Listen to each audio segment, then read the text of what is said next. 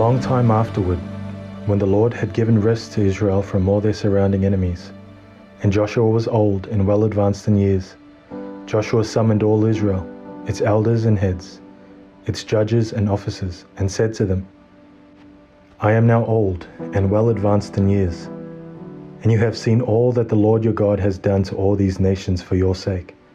For it is the Lord your God who has fought for you. Behold, I have allotted to you as an inheritance for your tribes those nations that remain, along with all the nations that I have already cut off, from the Jordan to the great sea in the west.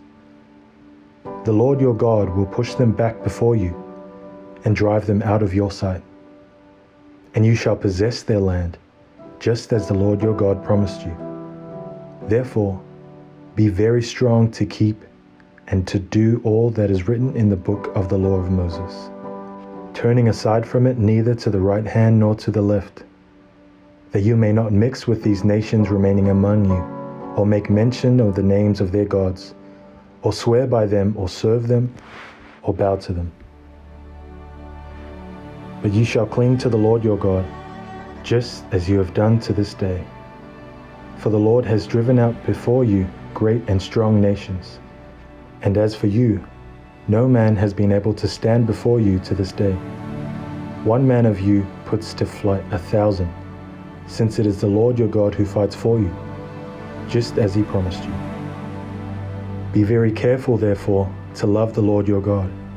For if you turn back and cling to the remnant of these nations remaining among you, and make marriages with them, so that you associate with them and they with you, know for certain that the Lord your God will no longer drive out these nations before you, but they shall be a snare and a trap for you, a whip on your sides and thorns in your eyes, until you perish from off this good ground that the Lord your God has given you.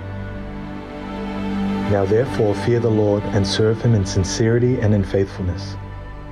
Put away the gods that your fathers served beyond the river and in Egypt, and serve the Lord. And if it is evil in your eyes to serve the Lord, choose this day whom you will serve, whether the gods your fathers served in the region beyond the river, or the gods of the Amorites in whose land you dwell.